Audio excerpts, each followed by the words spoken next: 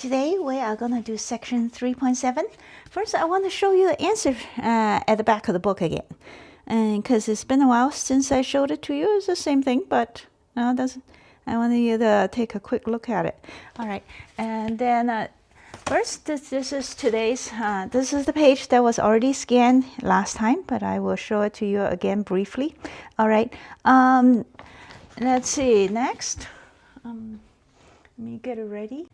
Next, page 114 and 115.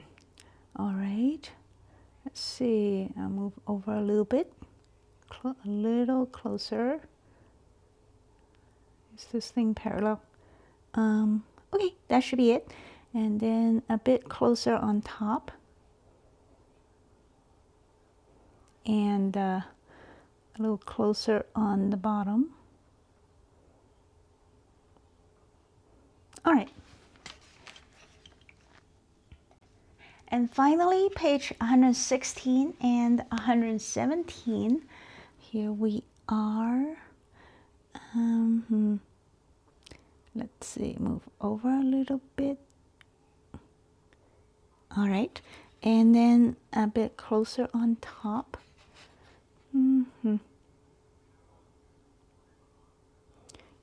a bit closer on the bottom. All right, and that's that. So today we are going to do Mercator maps. Okay. Now, first we consider this paragraph. The first paragraph is an introductory paragraph of what it is, and please read that part yourself. Pay special attention to this word right here, conformal, which if you haven't seen it before, it means preserve angles, and that's a word that you need to memorize. Okay, it doesn't in math. The term conformal just means preserve angles, nothing more. Okay, we don't conform to zip, just and that will come up in not just in this course, but in several other course college level math classes as well. So the conformal, it means a map that preserves angles, and we'll see in a short while what that means. So next, let's look at here's a sphere, okay, and we have, as we have seen this before, a spherical parametric representation can be something like a cosine phi cosine theta, and then that's x1, and then x2 is a cosine phi sine theta, and x3 is a sine theta. Sine phi. This looks familiar because we have done it before, but this is not exactly the same as what we did before. There is a slight difference, and the difference is in phi. Phi is now calculated from the middle, okay? That in the past, the spherical coordinates usually are calculated from the top. That is, the angle is 0 on top on the z-axis, and then you increase all the way up to 180. But this time, we're going to start in the middle and go both directions. That is, we start at middle and go up by 90 degrees, pi over 2, or go down by 90 degrees, negative pi over 2, which works too. It doesn't really matter how you do it. And there's a reason for this. It's because Mercator maps has something to do with the sailing in the past on the Earth, when the Earth is known to be a sphere. So then because of that, the equator by tradition is considered at latitude as 0, okay, which is why we call it that way. And generally speaking, latitude is at 0, and it goes up to 90 degrees, or pi over 2, okay, down 90 degrees also, and we'll call that negative pi over 2.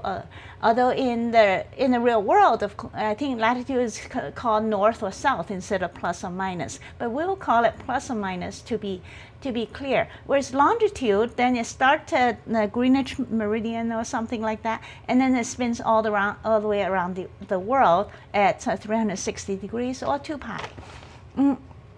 But anyway, so that is that. And here's the next page where we compare the two situations. When something might be on the plane, okay, that is the regular plane representation, which we are mostly familiar with. And now we're going to transform the plane representation into the sphere representation, partly because we live on the sphere, okay? In the end, we do live on the sphere, and we should probably know how it works or something. Give me a second here. Now to do that, let's consider what all this means.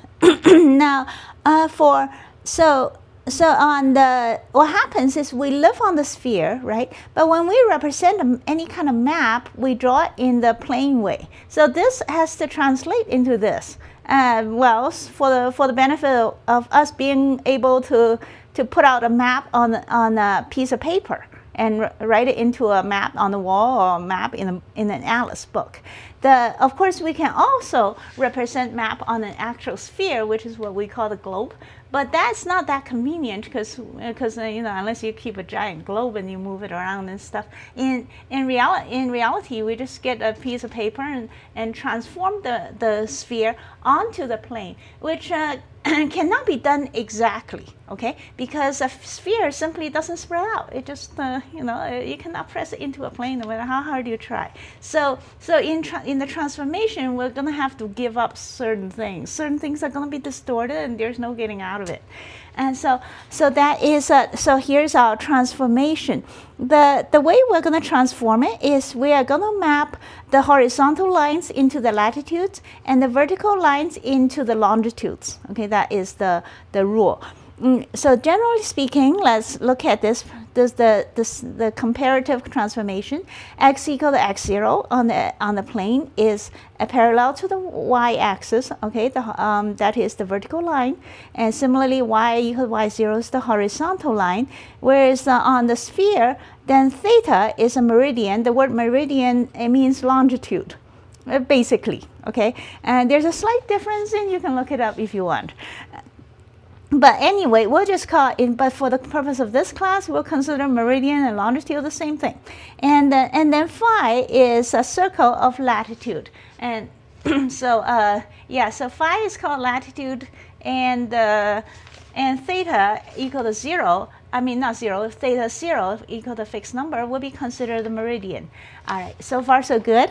Now next, let's consider some curve. A curve on the plane will be called y equal to f of x, right? Or even f of xy equal to 0 if you want to be fair and not declare any one of them independent of the other. Now similarly, on a sphere, it will represent any curve as phi equals to f theta. That describes the relationship of phi and theta on the plane. On the sphere. Okay, let me try this again, see if it will focus. There, it focused. Now phi equals to f theta, and you think, well, but what happened to the radius of this sphere? The radius of the sphere is understood within the definition of this relationship. That is, we're describing phi and theta as they project onto the surface of the sphere, however big it is, you know, whether it's a soccer ball in your hand or on the earth. The principle is the same, that by the angle alone, we define it on what is a point on the surface of the sphere. And that is that. And so that is so far so good. Next, let's consider the arc length. Now the arc length on the plane, as we know, is the dx squared equal to dx squared plus dy squared. The arc length on the sphere is something that you have seen it before in basic calculus. Okay, at some point we did this calculation and this formula showed up. But we are going to now redo this thing. And in fact, we are going to reconfirm every single thing on this page that we don't immediately know. And this is about where it starts. So let's confirm ds squared equals to, that is on the sphere, okay? How will we calculate that? So I wrote it down right here. Please do this yourself as well, okay? So we have, here's the situation we need to confirm. And where ds squared indeed equals to that stuff. And what does that mean? First, we will write down this formula. This is from page 110. That's where we did the U and V business. Okay, let me show it to you right now. The 110. Okay, I'm talking about this formula right here where we did the ds squared. Okay, this is the same, or this one.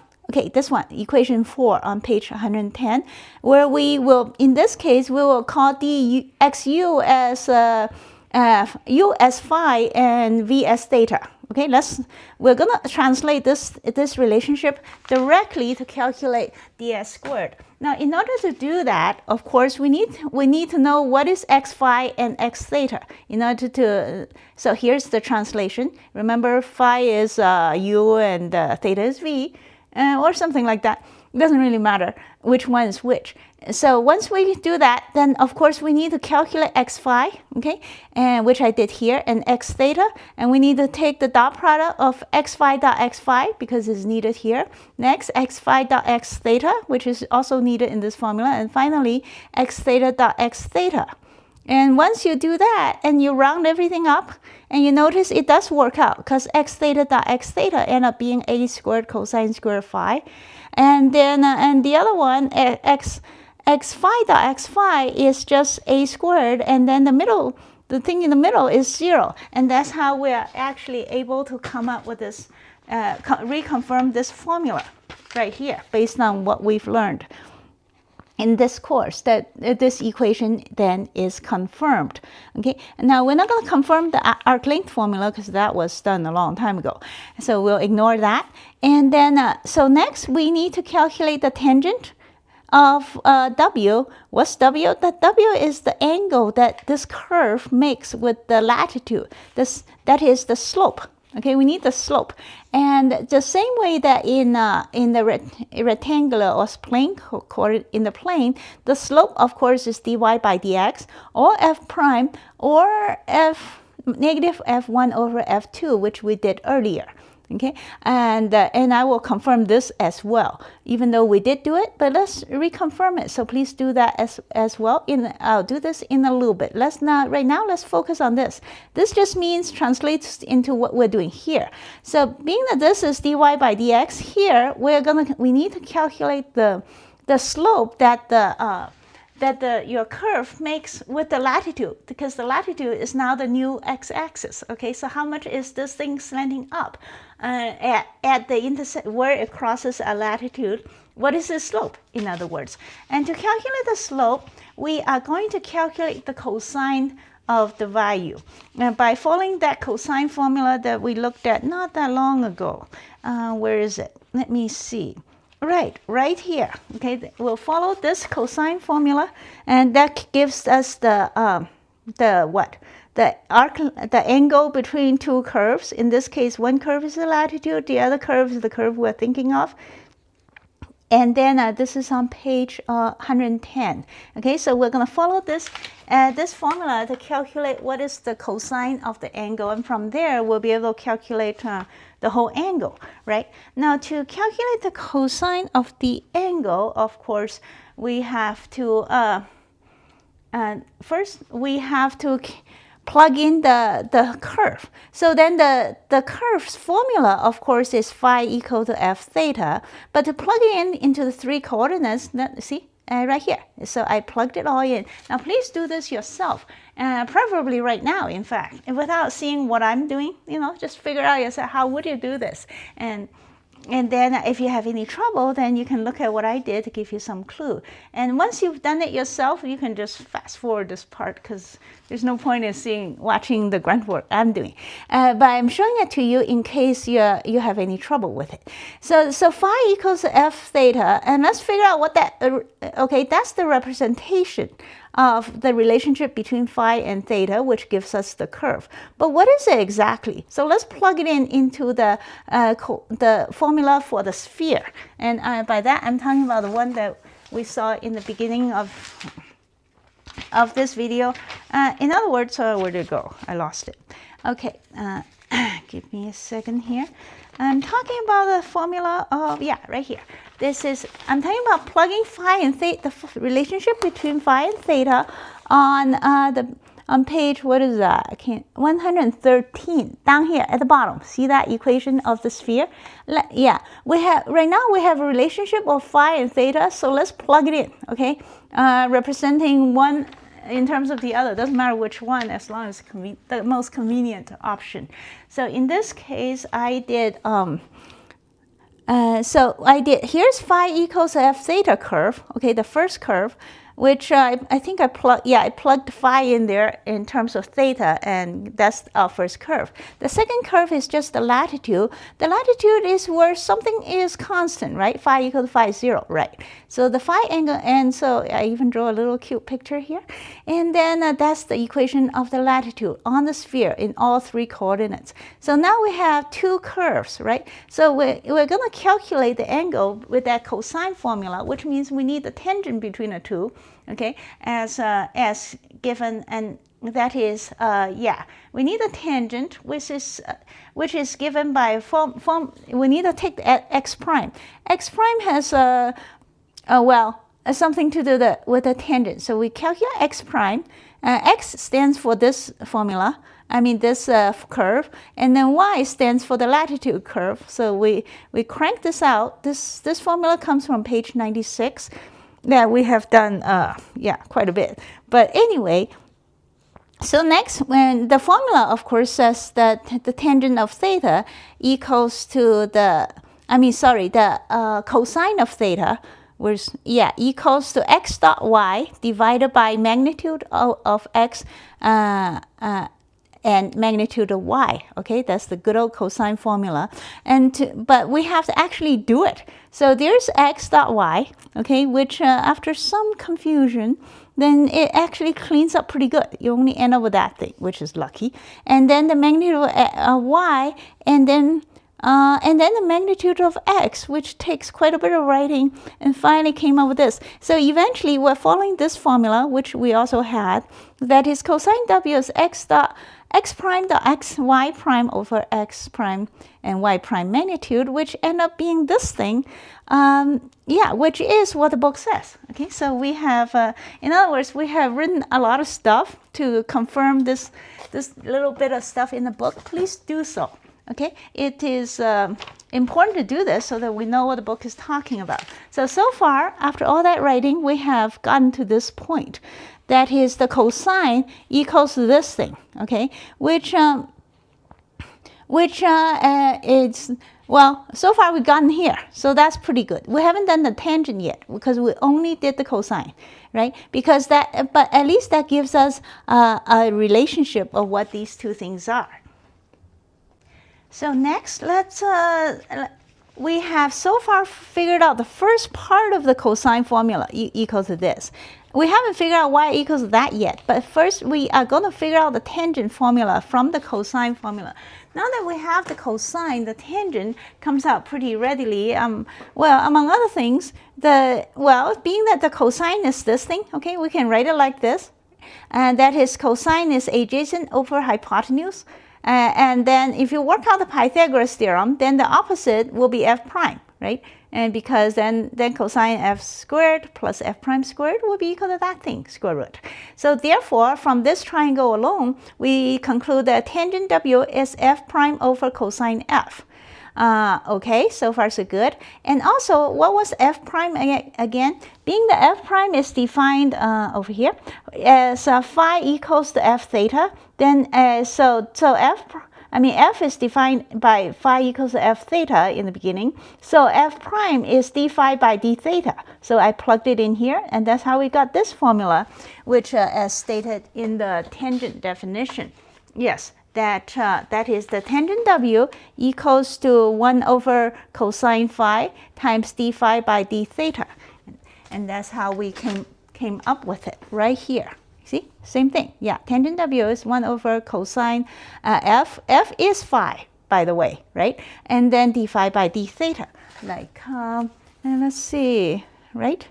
Tangent, 1 over cosine phi d phi by d theta is tangent w, right here. All right, so we got that part down. And then next, what we're going to say, we're going to figure out the second part of the cosine formula. How did this thing turn into this? Okay, and then to do that, what we're going to do is this part right here. We're going to go back to the ds. What is that? The ds by d theta formula, which then becomes this thing. And what we're going to do is calculate what is d theta by ds from here. Okay. Now ds by d theta, we came up with that thing a little earlier. right? And then which can be rewritten as, being that d phi by d theta is f prime, the ds by d theta squared can be rewritten as this thing, which means that ds by d theta is the square root of this thing, right? And so d theta by ds, we flip it upside down, is 1 over a times square root of this thing. And then what is this thing anyway? And in the meantime, from the cosine relationship we did a little bit earlier right here, we know that cosine can be written as a cosine phi. Okay, remember phi is f, and then times this thing, okay, which is d theta by ds. So that's how the second relation in cosine w come up after all that manipulation. Please do that yourself, okay? Make absolutely sure that this comes out, that you know how this is derived. So by now you're thinking, wow, that is a lot of confirming stuff. Yeah, it is, but please go through the work because it's important. That gives you a solid feeling of how to manipulate this stuff. Because to change from the plane to the sphere is somewhat odd. It's not something you've done before that much, right? Maybe maybe you did a little bit of ds squared equals to a squared d phi squared, that sort of thing. But generally speaking, you probably haven't done anything like this. So doing this transformation assures your inner self that this actually does work. This didn't just come out of nowhere. It actually all makes sense. So please spend some time. It's going to take some time. It took me a while to get through all that, so it will probably take you the same amount of time. So, but please do this yourself very carefully and confirm every last bit. Now, finally, I'm going to confirm this thing as well, even though we pretty much already have done this in the past, but it also confirms very quickly, being that we have already done it. In a similar way, the plain version to calculate the angle is a tangent w equals to f prime. So we can draw this, or yeah. Anyways, we know that. So then cosine w, drawing the Pythagoras triangle, will be 1 over 1 plus f prime squared, right? And then which this thing happens to be dx by ds, because ds by dx is given by this formula right here. Yeah, and then as a result, tangent w, I think this is something else. Yeah, so as a result, this is how we came up with a formula in the plain version. And well, but this we have done before, okay? And it's just well, that is how. But I just want to repeat that. Oh, I should mention that this formula, it comes from this formula, and let's see. So this formula comes from the familiar formula in the book on top, in the same way. Okay, come from this thing, the arc length formula. You just divide everything by dx squared, and then you will come up with this thing right away. Okay, and once you come up with this, then you solve dx by ds, and then that equals to that thing. Okay, because of this relationship where dy by dx is equal to f prime.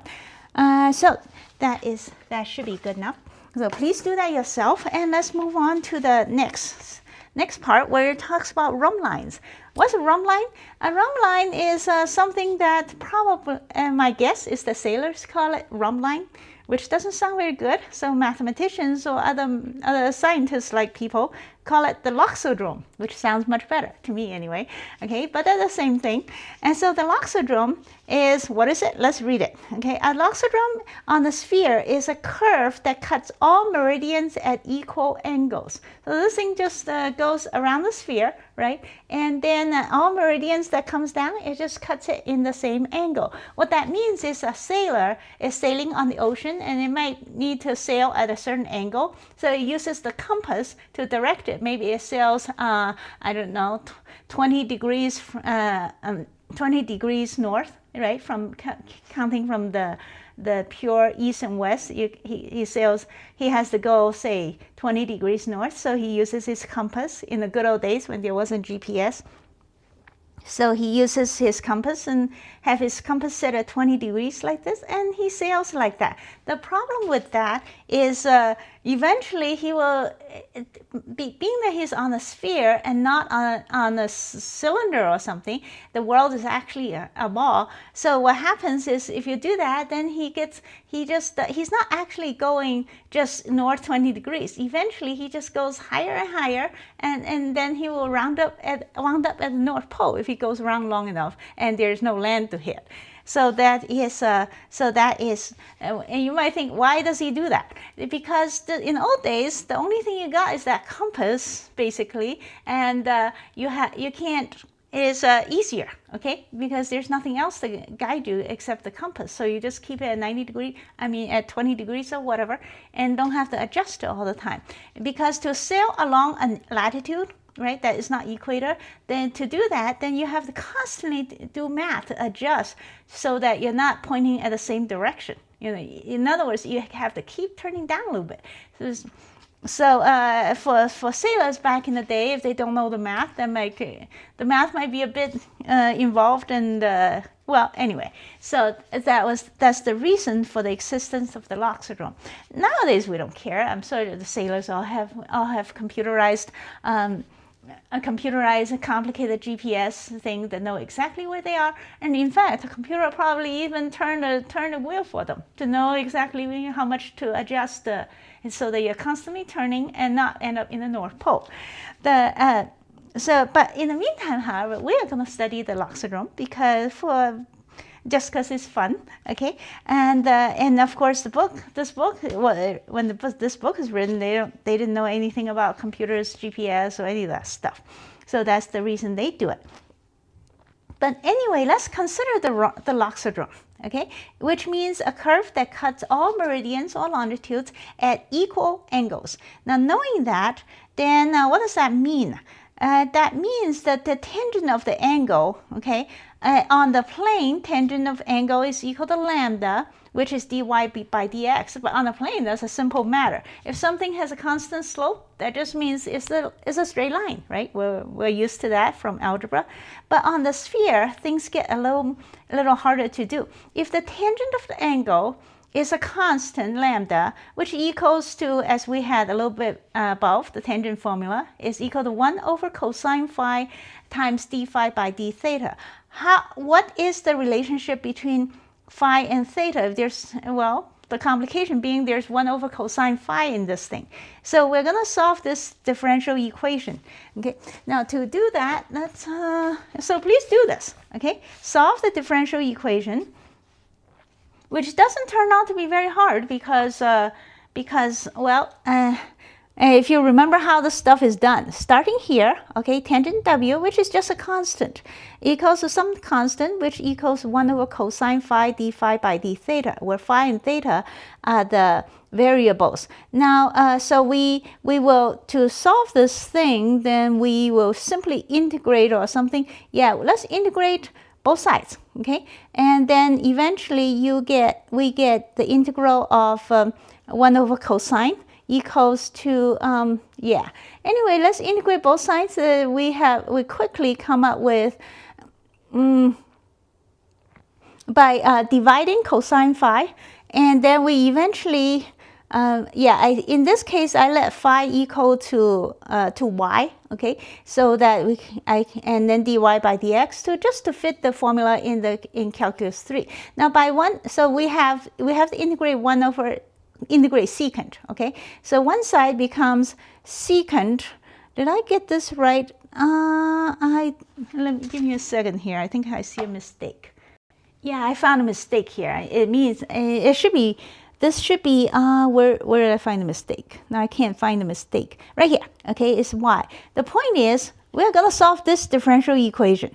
Okay, which 1 over cosine is secant, so we just have to integrate the secant. Now to integrate secant, if you look up the chart in the integral charts at the back of calculus 2 or calculus 3, they have the same chart there for integration. The integral of secant is natural log of secant plus tangent. And you might remember this from previously. And either whether you remember or not, doesn't matter. That is what it is. So that is the solution of our integral. However, you notice that the book gives us slightly different and more convenient answer. Okay, the book claims that the answer is log of tangent phi over 2 plus pi over 4. Now, where does this come from? So that's not exactly the same as the natural log of secant plus tangent. Now remember, when the book says log, L-O-G, they mean the natural log only, okay? We no longer care about the base 10 or any other base. Log means natural log from this point on. So in basically all advanced math, as far as I can remember. So anyway, the ln, so this, we need to show that this thing equals to this thing, all right? And that is, this is a trigonometric identity. So please do that. And well, the first thing I did is plot these two things on the graphics calculator, and I confirmed that they are identical. So the next question is, how did the book come up with this stuff? Let's see. So I wrote the answer down here, and it's actually kind of a painful process. It wasn't that obvious, but eventually I do get it. So that is the secant x plus tangent x equals to that, or something, and then you have to slap on the half angle formula, okay, and do the same thing on the tangent, and have to notice the same, and so on, just like, and yeah, this is actually not that simple of a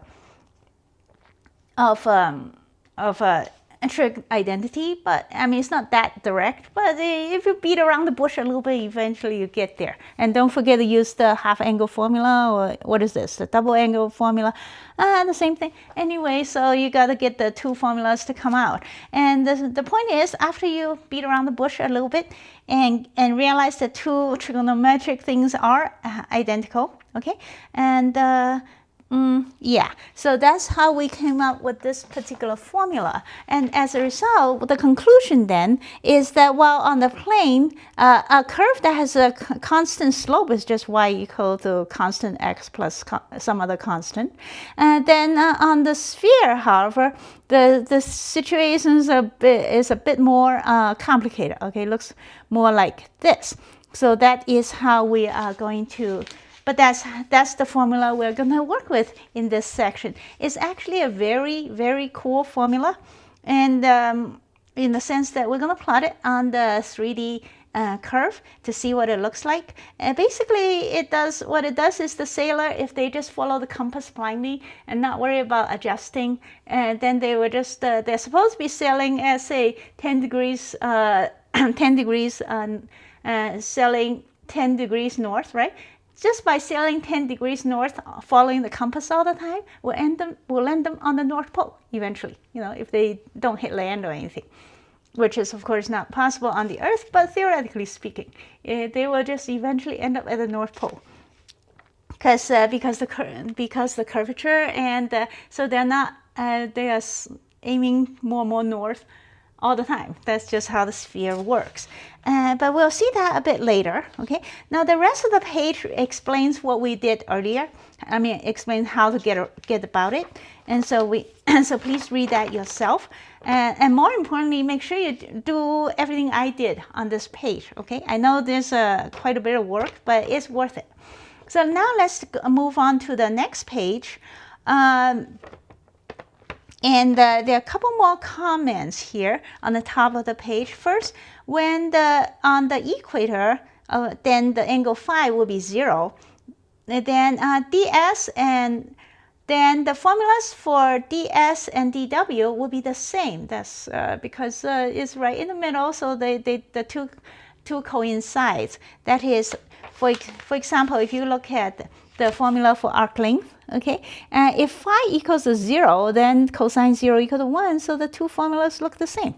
And similarly, this one, and for tangent, if cosine phi equal to 1, because phi is 0, then the tangent w is d phi by d theta, just like here, tangent w is dy by dx.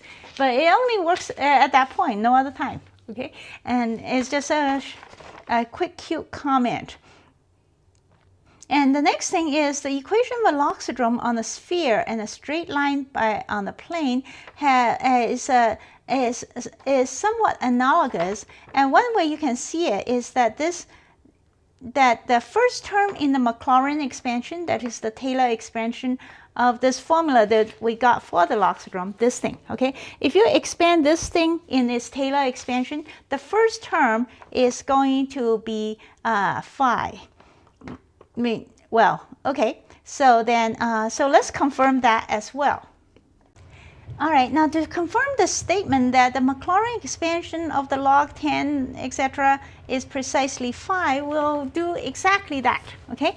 Now, so let's let f of x, x represents phi here, f of x equal to log 10 x, etc. So then f of 0 equal to 0. I wrote it down right here, f of 0 equal to 0. F of x, f of x, we need to calculate what f prime of 0, well, we need to figure out what f prime of 0 is, then to do the Maclaurin expansion. So then we need to figure out what f prime of x is. So after some tedious calculation of calculating this stuff, okay, all the way down to here, where we confirm the f prime of 0 happens to be 1. And so therefore, the Maclaurin expansion will be f of x equal to 0, which I didn't write down, plus f prime is 1, so there will be x. In other words, phi is indeed the first term, which is similar to the, so the first term is similar to the straight line where y is equal to x. So the first terms are the same, which is interesting to note. So please do that yourself as well. Okay, and then we will move on to the next thing. Let's look at example A. All right, now example on page 115. Oh, I see that I prepared some pictures that I forgot to show you what a loxodrome looked like.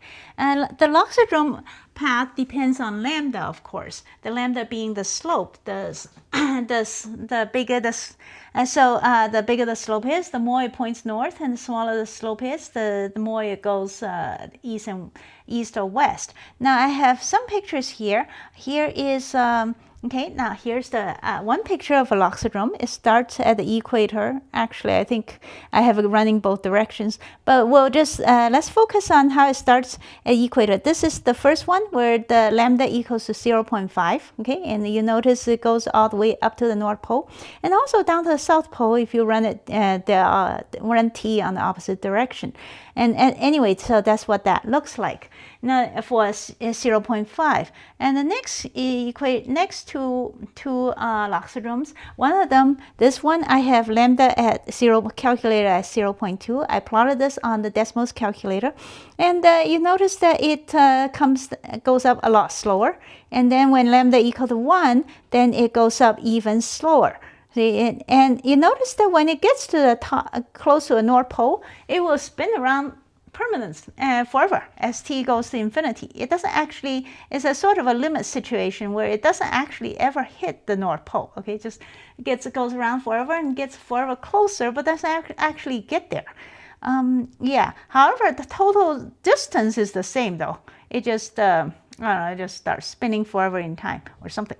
Anyway, so that is the formula in case you want to plot this thing yourself, okay? The top one is the formula, and you just put lambda right here and change it as you need it, and to plot the loxodrome. What I did is just plug the formula, phi, put theta in terms of phi in the formula of the sphere itself, the parametric equation. So once you plug that in, then this is then the curve will come out as you adjust t, the value of t in the equation. So that's that. And so next, let's go back to what we were talking before. I can't even remember what I said. Anyway, so we are doing example A, right? Ship cells from equator to pole, etc. How far does it go? So we're going to calculate this thing by doing the ds. All right, so from the ds equation, first we know that the spheres, the curve on the sphere is given an equation like this, and we clean it up a little bit, then we eventually come up that ds is equal to this thing, right? Coming from the by cleaning up this equation, and noting that phi is the angle that goes from, it says from equator to pole, and for that phi changes from 0 to pi over 2. And so we just have to do the integration of this thing. And your book at this point tells you something about some complicated way of, some trick, okay, advanced trick of doing integration, which was not covered up to Calculus 3, so we're not going to care, okay? We are just going to pull out our integral calculator, which the book didn't have back in their day, right? But we do now, so I just... what is that? And no, this is wrong. And so we'll just pull it out, and then yeah, the Wolfram Alpha calculator, which is excellent. So I typed it in, and out pops the answer. Look at that. The answer is the elliptical equation, and let's ignore the elliptical part and just look at the answer itself, 1.91, which is exactly what the book says. See, the book got it right, even back in the day, 1947, or whenever this thing is written. And so that is that's the correct answer. That's all we're gonna do here. Okay, and so next let's look at the next thing. The next thing we're gonna do is something slightly simpler. Now we will do the same thing as on the sphere that we just did, and then now we're gonna consider the cylinder. If we pull the same stunt on the cylinder, how would things change, right? Now to put things on the cylinder, which means that we'll consider z-axis. Now x3 will be directly equal to z, because we're not going to change x3, okay? It will be just a one-to-one direct mapping. It's just the x1 and x2 has to be wound around. Basically, we'll take a piece of paper and roll it around and make like this, okay? And see my page. Anyway, so and make a cylinder out of it. And so x1 will be a cosine theta by tradition, x2 will be a sine theta, and then x3 will be z, and there's no phi in this situation actually, because the cylinder has no phi's, right? I mean, the cylinder just has the z that goes up and down, well, indefinitely if necessary. So now let's consider a curve on the cylinder. Now a curve on the cylinder will be, when phi is a constant, what does that mean? Theta. If theta is constant, what does that mean? If theta is constant, that means it's just a vertical line on the cylinder, right? At a set angle. So it is called a ruling. And remember what the word ruling for here, okay, just for here, the word ruling means a vertical line on the cylinder, or a generating line of the cylinder. And then z equals z0. If z is constant, that would be just a circle on the cylinder, right? And the constant plane cut, z equals z0 cuts across the plane, and cut across the cylinder, and you end up with a circle. Okay, and there is a circle whose plane is parallel to the plane of the equator. This word equator refers to the equator on the cylinder. All right, so then let's look at what the curves look like. The curves on here will be z equal to f theta. Okay, those are the only two parameters that changes on this thing. And or f of theta comma z equal to 0.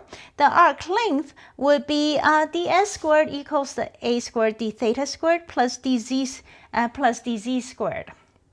All right, let me show you my notes where I even draw a crude picture of this thing. See, theta is on the cylinder, is theta 0, right? And z equal to 0 is the circle on top or bottom. And the ruling line, okay, this line on the cylinder is called theta equal to theta 0. Yeah, and then of course we have x. let's see. So x, so a point on the cylinder is given as this, we've seen earlier. Then we need to, in order to calculate arc length, we'll follow the same formula on page 110, equation 4 that we looked at earlier, and plug it in. Okay, we need to plug in x theta, xc, and all that stuff. Did I write the u here? I mean z. Okay, because just by plugging in the formula, calculating what is x theta and xc, and plug it all in where that old formula, and then we get this thing out of it when all the dust clears out. All right, and that's how we found this. Now, in the meantime, what is the slope? A similar slope. Well, the slope would be, let's see, eventually First, we'll calculate tangent W. Okay. Now, tangent W, following the formula here, would be eventually will be this thing right here. Now, and then from there, we need to calculate cosine W first by following these two things. Okay, the dot product and divided by that, and then it equals to. Eventually be able to come up with the same formula as the book. And once we find the cosine W, then we can figure out tangent W with a similar triangle that we did earlier, this one, okay?